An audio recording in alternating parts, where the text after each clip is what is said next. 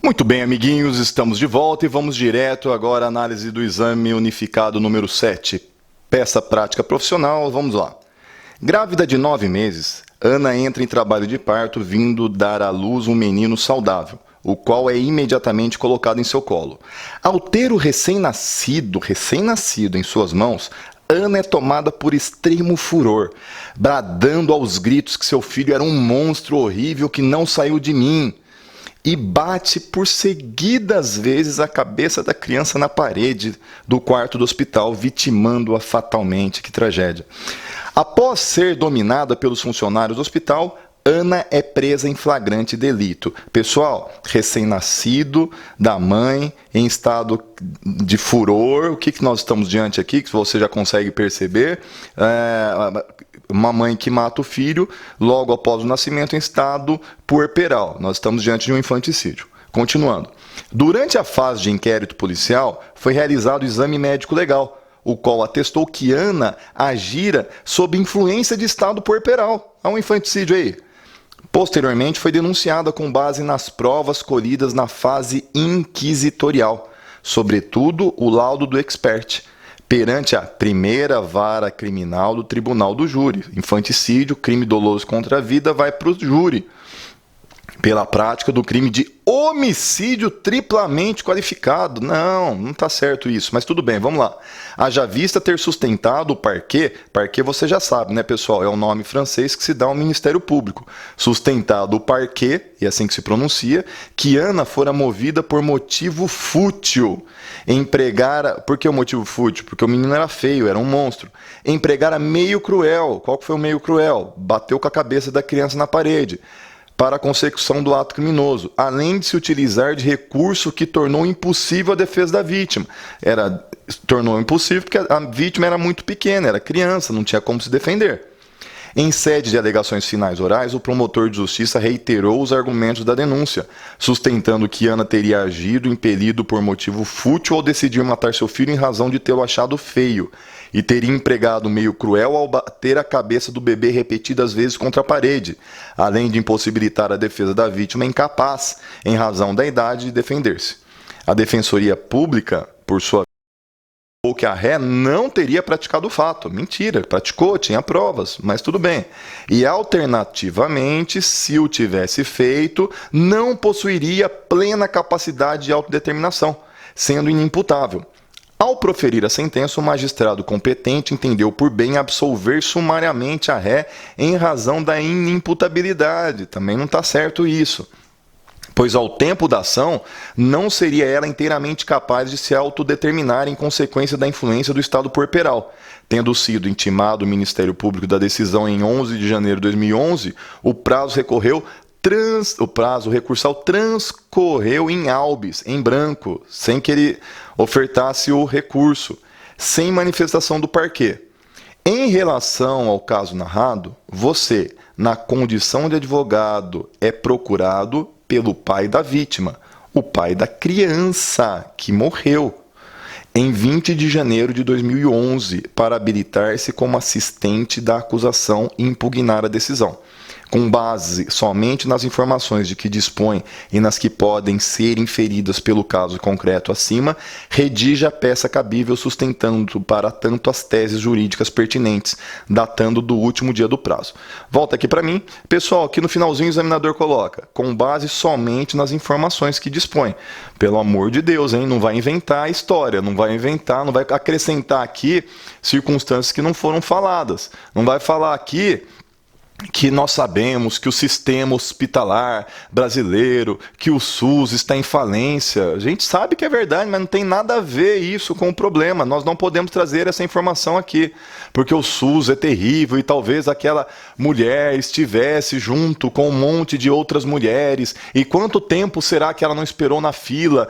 Porque a minha prima, ela demorou para ter o trabalho de parto. Não tem nada a ver isso com o problema. É isso que o examinador está dizendo, com base somente nas informações que lhe foram dadas. Então não traga informações para colocar no problema. Muito bem, então vamos pensar aqui na situação. Aqui, esta circunstância que nós estamos, você vai ter que pensar agora como órgão da acusação. O examinador quer saber se você sabe pensar como um advogado que vai ter que defender o interesse de uma pessoa, mas que quer ver a condenação de outra. Você não vai defender a mãe, você não vai sustentar um recurso para que a mãe seja absolvida, para que a mãe continue impune. Pelo contrário, você vai apresentar um recurso para que a mãe seja condenada. Você quer ver a condenação da ré. Você está entendendo? O que você vai advogar aqui não é a absolvição do seu cliente. Você vai advogar a condenação de alguém que fez algo contra o seu cliente. Aqui, isso é uma situação bastante interessante, bastante peculiar. Essa peça, até aqui, caiu somente uma vez na OAB, foi justamente aqui nesta situação. Então, o examinador se vale poucas vezes desse tipo de peça aqui. Esse recurso, ele é um recurso que é do assistente da acusação. E nessas circunstâncias, seja em crimes do competência do tribunal do júri, seja em crimes de competência do juízo singular, o que o legislador autoriza ou a vítima, que é o ofendido, ou a um dos parentes, o CADI, você lembra do CADI? Cônjuge, ascendente, descendente ou irmão. CADI, C-A-D-I.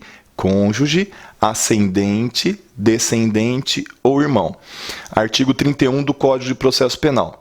Se o promotor de justiça não recorre contra uma sentença que absolve o réu, estas pessoas, o ofendido ou o CADI, cônjuge, ascendente, descendente ou irmão, podem interpor recurso. Pessoal, qual é o prazo para o recurso de apelação? Muito bem, 5 dias.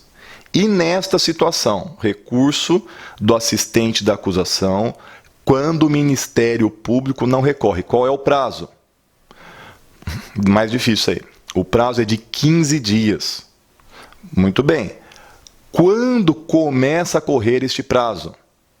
Começa a correr o prazo de 15 dias do término do prazo do Ministério Público. Então veja você, o Ministério Público foi intimado da sentença, ele tem 5 dias. Então ele foi intimado no dia 1º, começa a contar dia 2, 2, 3, 4, 5, 6. Dia 6 acabou o prazo dele. Então, no dia 7, começa a correr o seu prazo de 15 dias. 7, 8, 9, 10, 11, 12, 13, 14, 15, 16, 17, 18, 19, 20, 21. No dia 21, até o dia 21, você pode apresentar este recurso. Até o dia 21, é claro, se não caiu em sábado, domingo, feriado, você já sabe disso. Perfeito? Muito bem. Aqui, o juiz, o que ele fez? Ele absolveu sumariamente a ré. Por quê? Porque ela não era imputável por conta da inimputabilidade, porque ela não estava bem naquele momento. Só que, pessoal, é elementar do crime de infanticídio a mãe não estar bem. Ela estar sob a influência de estado puerperal. A mulher, quando ela dá à luz a uma criança, ela tem uma alteração em seu corpo. Qualquer mulher, todas as mulheres, todas as mamães de vocês passaram por isso, por essa alteração hormonal que pode trazer um abalo na psique. Esse abalo, ele varia. Às vezes a mãe fica triste, às vezes a mãe fica muito alegre, às vezes a mãe simplesmente chora, às vezes a mãe fica tristinha, às vezes ela fica muito triste, às vezes ela fica excessivamente triste, às vezes ela fica com raiva, fica com ódio. Então varia as manifestações. Só que muitas vezes esse estado puerperal pode levar a mãe a ter uma falsa percepção da realidade e achar, por exemplo, que o filho é um monstro e querer matar o filho. Nestas circunstâncias, durante o parto ou logo após ele, foi a circunstância aqui do problema. Se a mãe, estando sob a influência de estado puerperal, ou seja, ela não está com uma visão correta do que está acontecendo, ela mata o próprio filho, ela não vai responder por homicídio, ela vai responder por infanticídio. Então, tem dois extremos. Não dá para dizer que ela vai responder por homicídio, como o promotor queria, triplamente qualificado, mas também não dá para dizer que é causa de extinção da punibilidade ou de absolvição sumária porque a mãe não estava em seu estado psíquico normal. Não dá. Porque tem um crime próprio para isso, que é o crime de infanticídio. Então, o que nós queremos, o que você quer na condição de advogado do pai da vítima, é o quê? Então, você é quem nessa situação? Você é o ascendente. Então, você não é o cônjuge. Perdão, o pai da criança, ele não é o cônjuge. Ele é o ascendente. Então, o ascendente, nos termos do artigo 31 do Código de Processo Penal, ele é habilitado para ingressar com esse recurso. Veja você vai ter que pedir a habilitação dele como assistente de acusação, porque ele não era habilitado até então. Ah, mas pode, professor? Pode, não tem problema nenhum. Está escrito isso de forma expressa no artigo 598 do Código de Processo Penal. Você está com o código aí, né, pessoal? Pelo amor de Deus, assistam às aulas com o código do lado. Não, quer conferir o que o professor está dizendo? Dá um pause, abre o código, leia e você vai conseguir verificar e já vai estudando. Vai assistindo a aula e já vai estudando. Muito bem, então vamos lá. Vamos para o nosso gabarito. Peça apelação na condição de assistente de acusação. Onde que está isso? Qual que é o fundamento? Artigo 493.1, que vai estabelecer a apelação, no caso de absolvição, ou 416 do Código de Processo Penal, você opta por um. Na minha opinião, o melhor é o 416, porque o 416 é que vai tratar do recurso de apelação nos casos de crime do tribunal de júri, quando é absolvido na primeira fase. E 598 do Código de Processo Penal. O 598 é que vai trazer toda essa sistemática da possibilidade do assistente de acusação, ainda que não habilitado nos autos, de interpor o recurso. 2. Qual é o endereçamento? Para onde que nós vamos endereçar essa peça de interposição? A peça de interposição com pedido de habilitação de assistente de acusação. Você vai colocar ali, tá? Você vai, fulano de tal. Você vai colocar a qualificação dele nessa peça, porque ele não estava habilitado, e aí você vai pedir requer habilitação nos termos do artigo do Código de Processo Penal, e vem, nos termos do artigo 598, interpor recurso de apelação. Então você requer já a habilitação e a interposição do recurso com fundamento no mesmo artigo, 598, porque o 598 é que nos dá essa legitimidade para ingressar com esse recurso de apelação. Para quem que você vai endereçar? Quem que era o juízo? O problema nos trouxe. Excelentíssimo senhor doutor juiz de direito da primeira vara criminal do Tribunal do Júri. Perfeito? Então, quais são agora as teses em favor do seu cliente? Primeiro, impossibilidade de absolvição da ré por ser inimputável, uma vez que no caso cabe absolvição imprópria. Ou seja, a ré pode ser submetida a uma medida de segurança. Volta aqui para mim rapidinho. Aqui, se ao final do processo ficar constatado que ela não agiu sob influência de estado puerperal, na verdade ela tem uma doença que faz com que ela não consiga entender o caráter ilícito do seu comportamento. Se ao final se chegar a isso, ou seja, ela é uma inimputável, conforme prescreve o artigo 26 do Código Penal, ao final ela receberá uma medida de segurança. Como que é o nome da sentença que impõe uma medida de segurança? Sentença absolutória imprópria. Então não cabe absolvição sumária aqui, porque lá no final do processo pode ser que caiba absolvição imprópria, a sentença absolutória imprópria. Continuando, vamos lá. Ou seja, a ré pode ser submetida a uma medida de segurança nos termos do artigo 415, parágrafo 1 do Código de Processo Penal, que veda expressamente tal providência, salvo quando for a única tese defensiva, o que não é o caso, haja vista que a defesa também apresentou outra tese, qual seja de negativa de autoria. Volta aqui para mim rapidinho.